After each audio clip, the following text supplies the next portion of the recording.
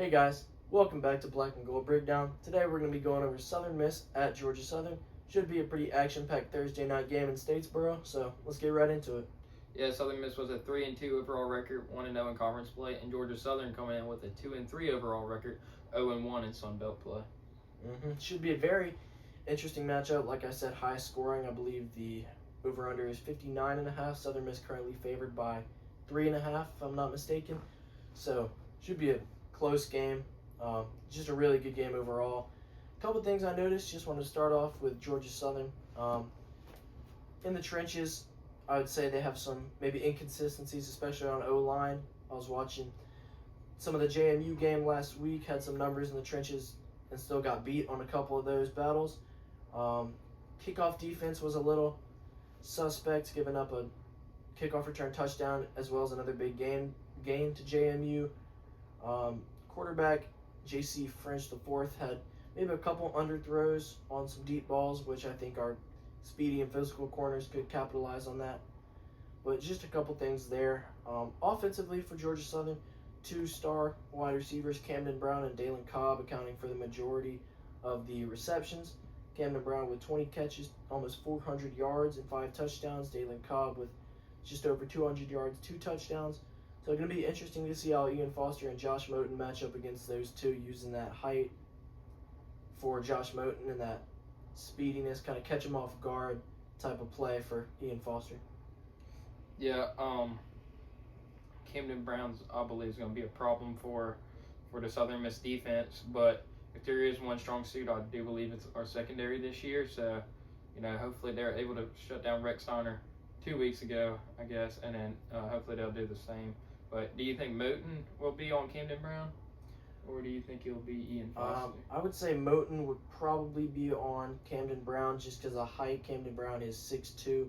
Dalen Cobb, I believe, 5'9", pretty short.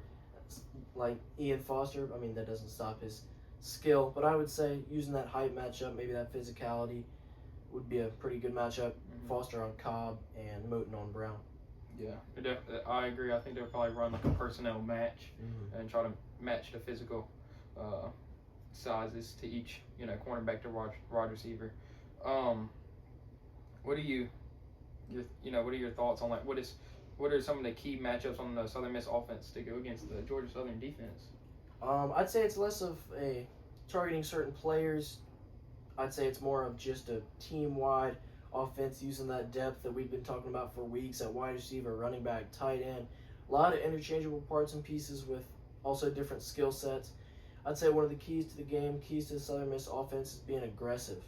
I think those long sustained drives is going to wear down what we've seen a spotty Georgia Southern defense, as well as being able to take shots, not being afraid to take shots, go deep on those passes, set some things up. You got Carl Chester using his height, Braylon Brown using his physicality, guys like Micah Davis, Elijah Metcalf relying on their speed a little more.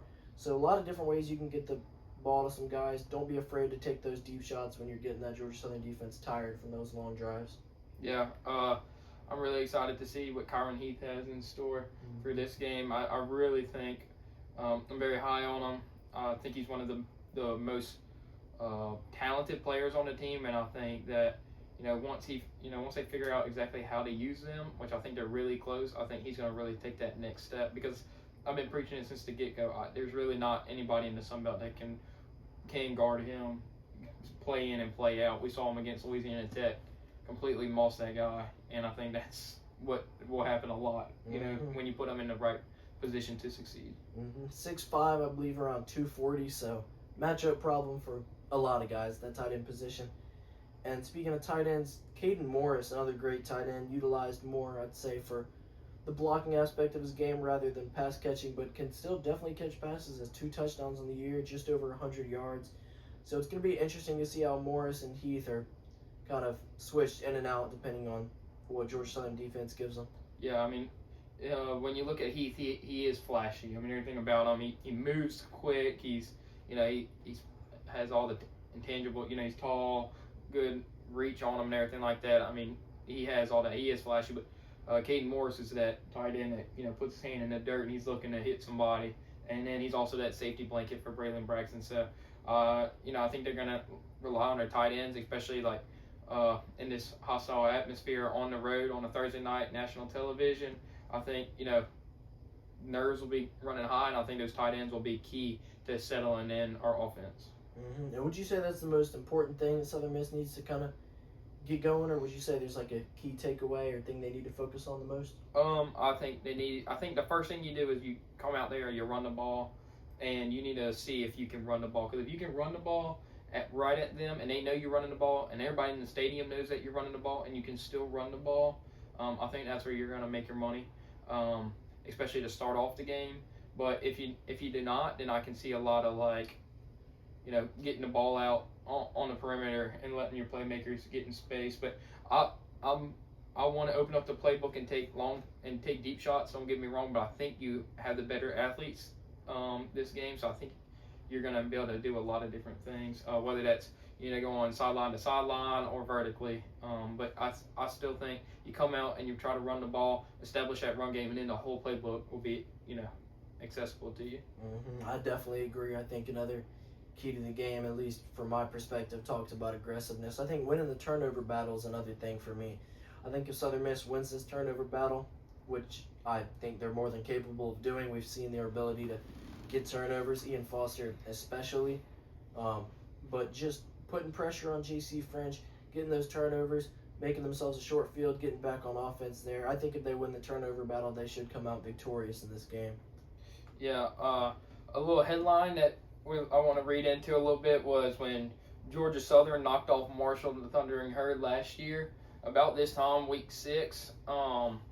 So Marshall's up 23-3 with 6 minutes and 32 seconds, I believe, left in the game, and Georgia Southern scores 21 points unanswered, picks off Braylon Braxton late to seal the deal. So I think that's this is definitely a game that's been circled on Braylon Braxton and Coach Huff's calendar for about a year now. So I really think that's going to be the difference maker in this game. I think both teams are going to come into this game prepared, having the bye week, but I think this game just means a little bit more to Coach Huff and the Marshall players that are now on the Southern Miss roster, and that's why I picked Southern Miss Golden Eagles to win 27-24. All right, I do like that as well, and I think Southern Miss is going to be victorious in this game. I think it'll be a little higher scoring.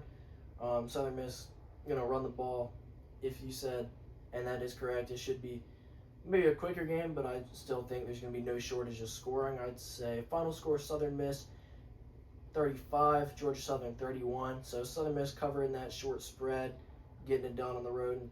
Interesting Thursday night environment, and should be a good one. But you got anything else? That's all I got. All righty. Well, thank y'all so much for watching.